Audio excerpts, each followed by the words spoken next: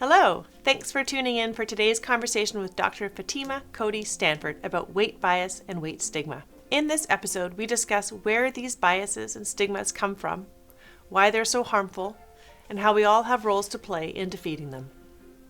I'm honored to be joined by Dr. Stanford today. She is an obesity medicine physician, scientist, educator, and policymaker at Mass General Hospital and Harvard Medical School. This episode is the second of a two-part conversation. In part one, we discuss understanding obesity, why it should be viewed as a disease, why it's so misunderstood, and how we can support those who are living with this disease. Dr. Stanford holds an MD, an MPH, and an MPA, and is one of the first national fellows in obesity medicine, which she completed after residencies in internal medicine and pediatrics. Dr. Stanford has received numerous scholarships and awards, too many to list. A couple of notable ones include the Gold Congressional Award, the Harvard Medical School Amos Diversity Award, and the Massachusetts Medical Society Award for Women's Health. Let's dig in. Welcome to Get Real Health. I'm your host, Dr. Chana Davis. This show cuts through the noise to give you science-based insights from real experts so that you can make smart, healthy choices. Thank you so much for being here, Dr. Fatima Stanford. Thank you. Thanks for having me. So I'm looking forward to continuing our conversation and digging a bit more deeply into the topic of weight bias and weight stigma. Can you start us off by just telling us where this comes from and why you're so passionate about it? So absolutely. Unfortunately, patients that have excess weight or persons that have excess weight, however you want to think about it as a doctor, I'm always thinking about it as a patient, are unfortunately face significant forms of discrimination secondary to their weight.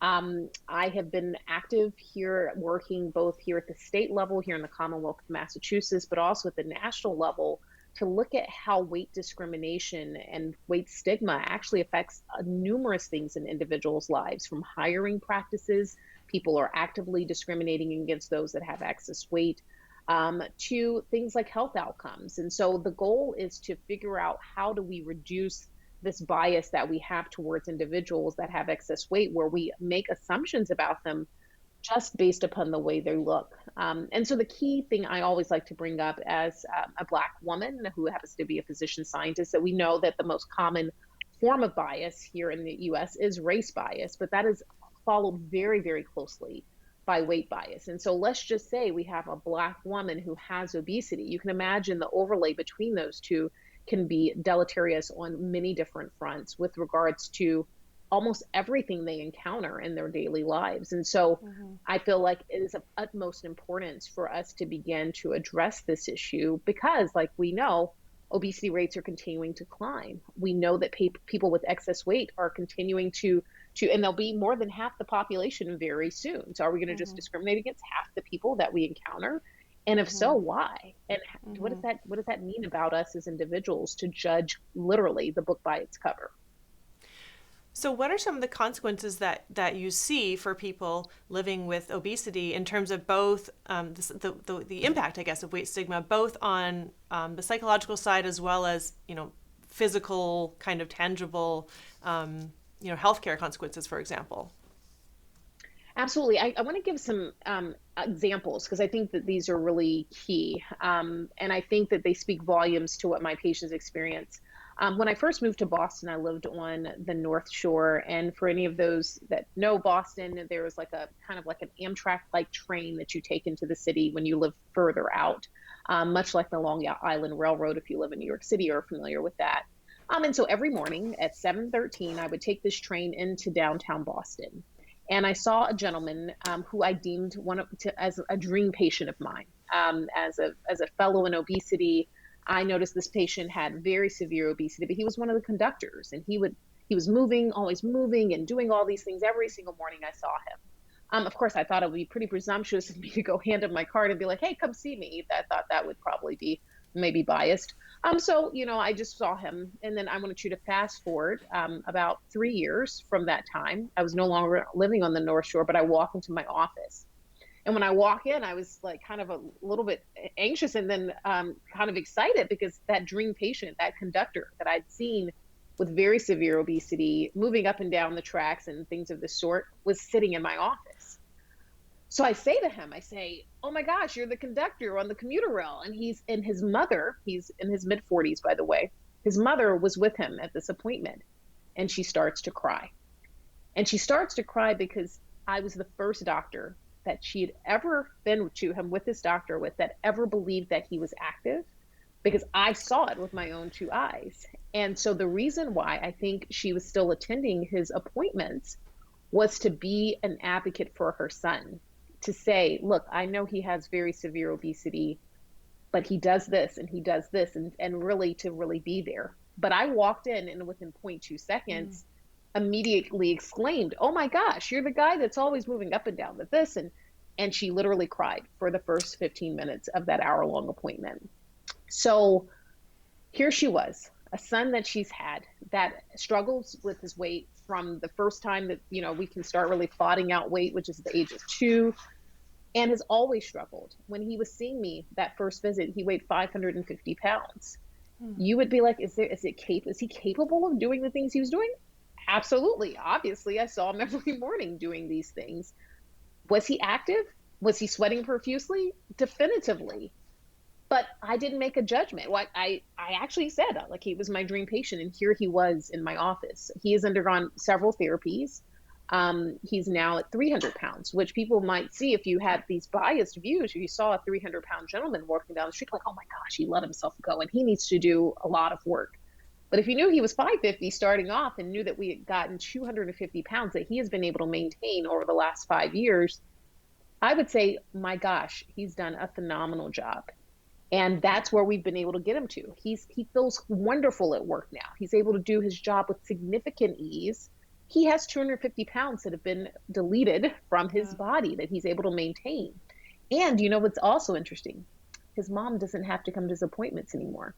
He feels comfortable engaging with me and with other doctors without his mom being present, which I think speaks volumes to someone who's now about to turn 50.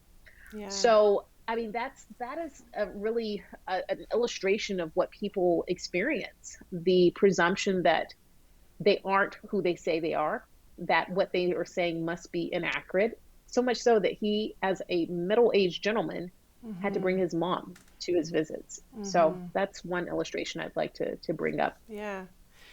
Now, in your book, you talk about the way that people with obesity are portrayed in the media, and I wanted to touch on that and share, I guess, something that I also wanted you to bring up. I don't know if this was your talk. I think it was from a while ago. Something about the age at which we start to show signs of Oh yes, I know. Yes, bias. I know that literature. Yes, it's so sad. And so sad. Just as I was reading your book over the last few days, and it just so happens a personal story. Being awareness of this stigma is on my mind now, more so. And I have 2 girls who are in kindergarten, and I noticed, I was cleaning up some papers, there was a worksheet they were doing, and it was rhyming words, mat, cat, bat, and they had to put a little picture next to it. They were cutting out a picture of a mat to show. Anyways, I turned it over, and there was the word fat, and next to it was a clown, a very large clown. And it made me think about what your book said about in the actors, and often being the comedian or being the woman who is crestfallen and can't find love. And exactly. So here I thought my children are getting this, in their kindergarten class. In kindergarten, you must have twins. You must have twins. I do, in the curriculum. And anyways, I thought, yeah. And I also made you wonder what you think about the word fat, period. Oh yeah, that's another word I deleted, but except that it's the first 3 letters of my name, which is a little interesting. So don't delete them from my name, please don't. I'm not Ima, I'm Fatima, but whatever. So let's talk about this. Yes, obviously, weight bias in the media is acceptable and even funny, right? Like it's portrayed as funny. I won't name names of particular actors or actresses that have made their entire career off of really making fun of themselves. And obviously there's a kind of a cast typing, right? Like certain people fitting in certain roles, they portray them doing things like eating an extra large box of pizza and doing all of these things that make them look less than stellar, is what I Mm-hmm. want to say. And, I mean, we see this on, even late night comedy shows that may come on Yeah. Saturday night or other things. This is how individuals with obesity are portrayed, and it's supposed to be funny and it's acceptable. It would be less acceptable to blatantly speak about me as just a Black person, right? This was, Mm-hmm. part of what we saw with blackface and things, earlier in the 20th century, and still playing out in fraternity parties and things, of course. Um, but it's supposedly like behind closed doors. Mm-hmm. Um, so the race bias piece is a lesser piece, and I wouldn't say it's been eliminated, but the weight bias, it's fine. Like, we can say this, we can talk about people, we can laugh at their own expense, and it's perfectly acceptable. The problem is that plays into the psychological well-being of those that are not just playing those roles, that are getting paid, Mm-hmm. obviously however much to do the role, but into those that are watching, who they may see someone that looks like themselves or have a body Mm-hmm. habitus that's close to theirs. And it makes them devalue themselves. Mm-hmm. And it makes my work, when I'm working with them as a doctor who works with patients with obesity, I have to spend, I would say, 80% of my visit helping to undo those negative things that they've seen in the media, that maybe their family believes, that their friends believe about them, as they're continuously trying to address their disease. And so it's problematic. Let's go to your second question. How early do we begin to see weight bias? About 36 months of age is when weight bias becomes very prevalent. And it's usually based upon parents, i.e., mom and dad, or whoever are the caregivers, and their anti fat stigma, this idea of stigma. And so if you look at those studies that came out, like British Journal of Psychology, for example, they and looked at people starting at like 12 months of age and looked at them to about 5 years of age. And usually on average, it's about 36 months. And I often have parents say to me, this is usually the response when I'm speaking to actual just parents, because there are often times when I speak to parent groups, and they'll say, well, Dr. Stanford, I don't say anything negative about people that have obesity. And I say, but it's also what you're not saying. And let me explain what I mean by that. So let's say you're watching a television show. Well, let's say the Oscars. I didn't get to watch the Oscars, but let's say you're watching the Oscars and someone that has obesity walks by, and you don't say anything negative, but you also don't say anything positive. And then Regina King walks by in that stunning blue gown. You're like, oh my gosh, she's amazing. Look at how great she Mm-hmm. looks. And then let's say another person with obesity walks by, and then you don't say anything. And then, Viola Davis walks by. Oh my gosh, look at her in that red dress.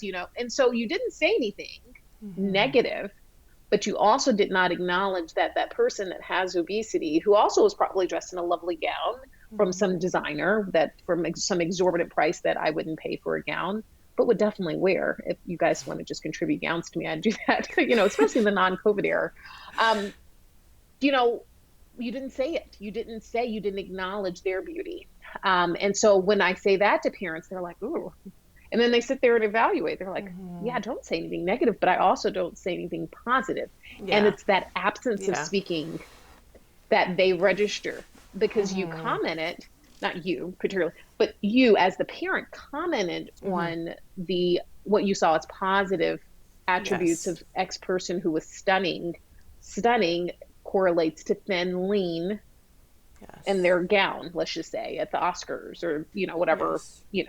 award show. And so that's more common. I'm not saying that some people aren't Mm-hmm. blatantly exhibiting characteristics or talking about people using the word fat or obese or this, that, or other Mm-hmm. about a person, but it's more common that people are just omitting any positive attributes to Mm-hmm. those individuals. Mm-hmm. So I see what you're that's saying. what And it I mean, is. and sort of Yeah. that And you don't even celebrating, know that you're doing it. Yeah, yeah, exactly. Celebrating thinness, celebrating thin and tallness. beautiful is really the other side of the coin. Exactly. I mean, it's just two sides of the same coin, Yeah, and not exactly. celebrating larger bodies. Mm-hmm.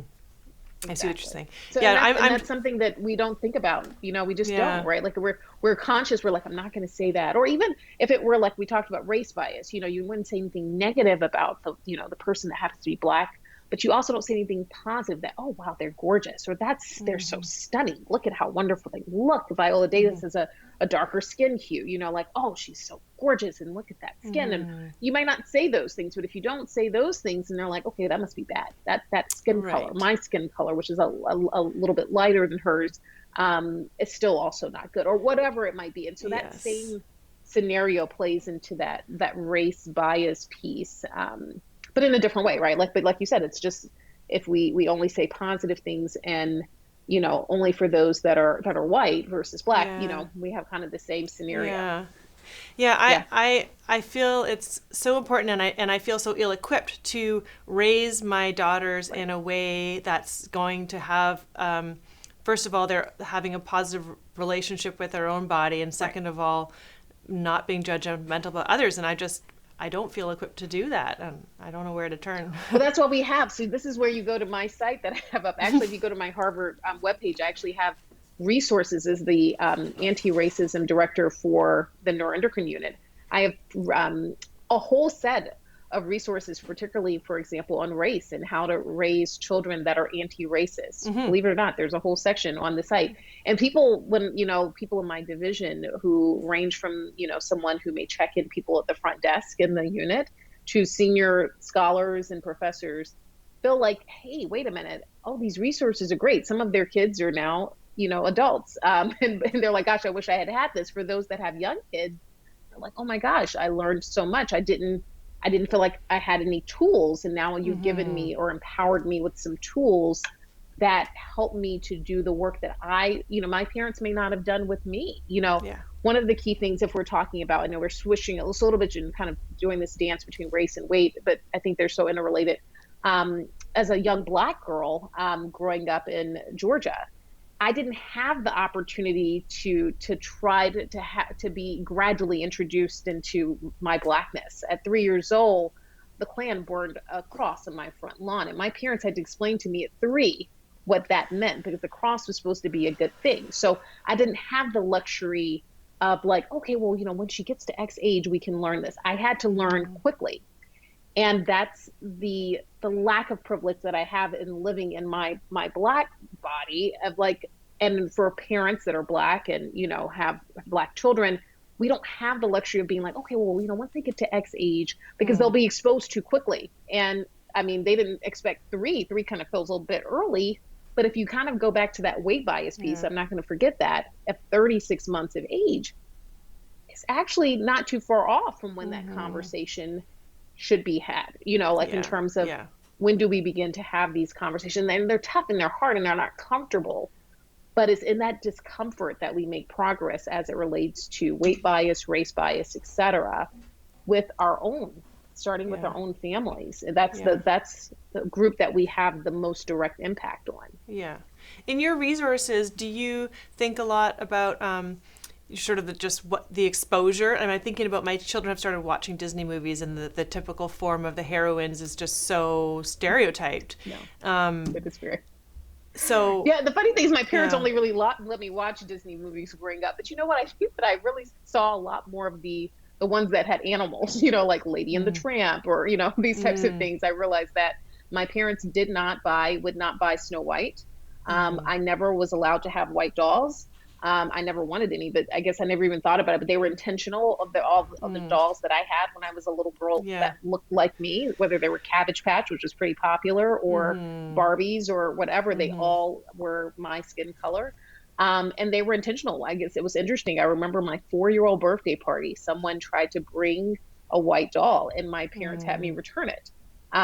Interestingly, it was a young Black boy and his mom that had brought this, but my parents had very strong convictions of me seeing myself in my surroundings, and they saw that from my sister. My baby sister's now 40, but so we felt good about who we were. We didn't feel as though we were lesser than.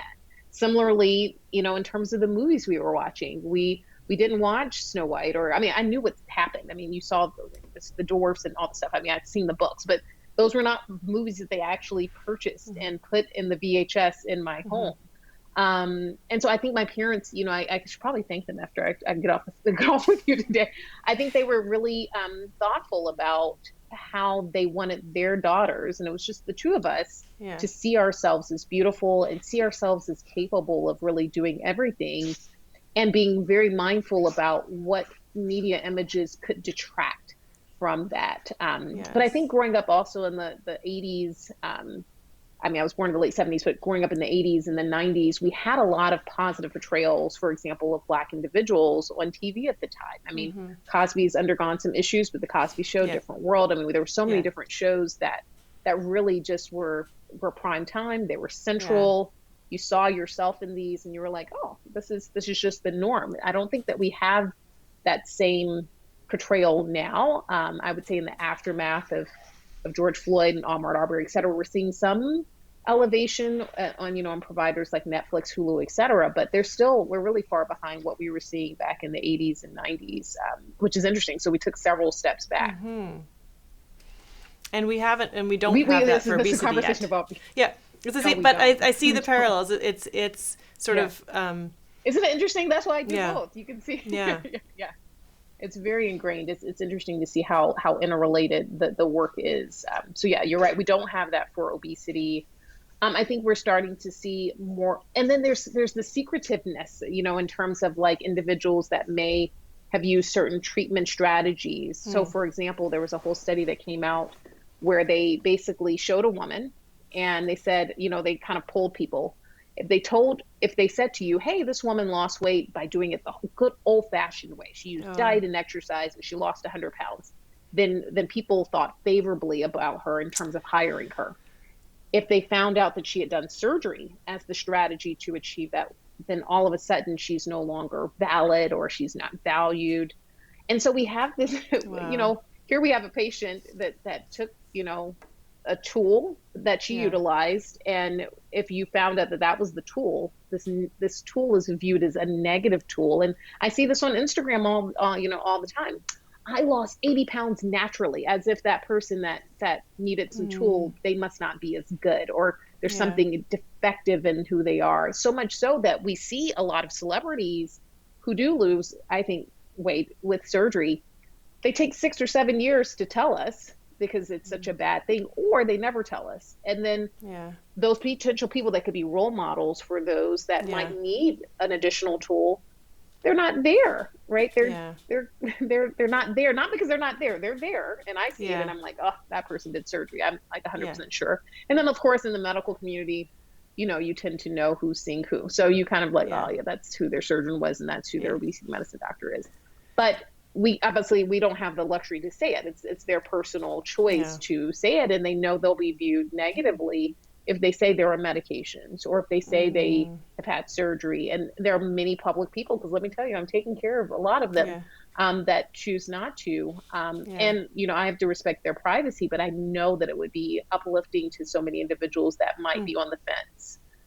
So. That's interesting. I just did a post on social media last week about my own struggles with fertility, because I think that's another area where people are silent. They don't want to speak out about it. And then I am 5 years later, I finally decided I'm going to, I have twins. Well, see, but you felt good. Yeah. You're like, okay, I've done it. And then you're at a point where like you're past the rocky period, if you've done IVF, you're like, okay, well, and now we're down the road, but going through it, I mean, I understand like when someone is actively going through it, it's one thing.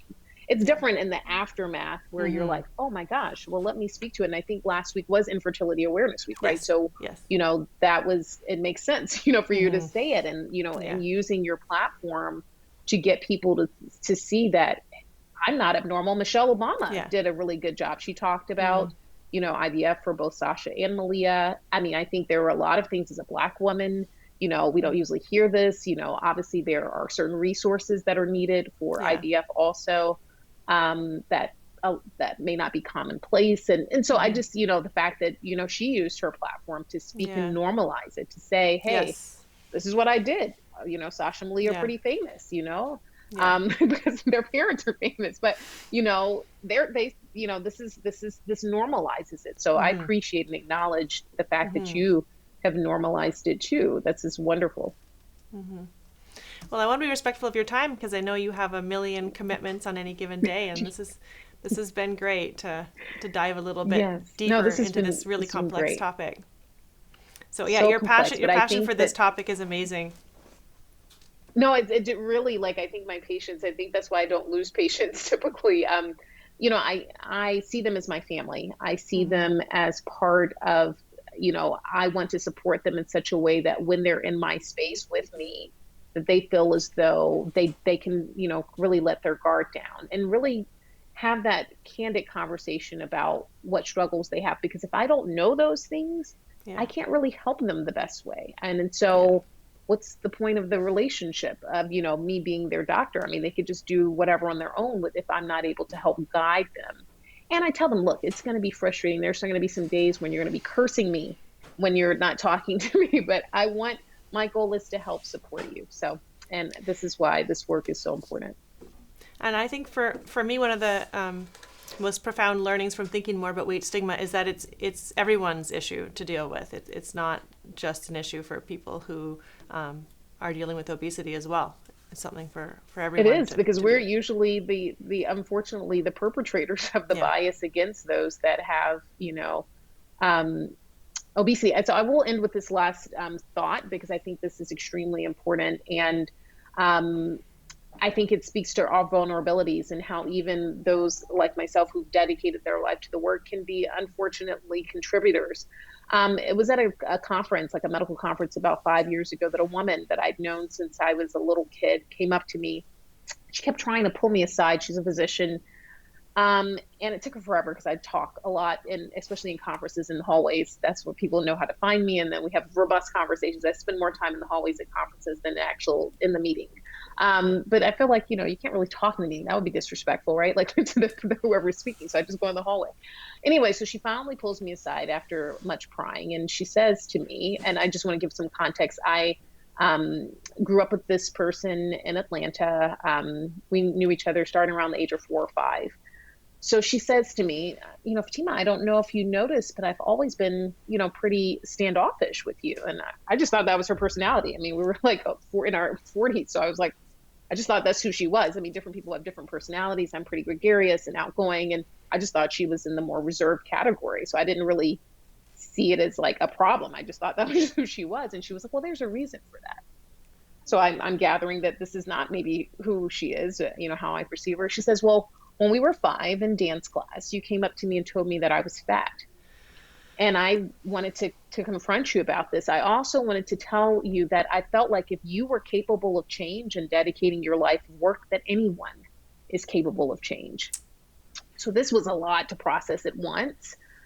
As one of the biggest, no pun intended, international proponents of weight stigma and bias, to hear that I had contributed to my colleagues' really hard life with her weight.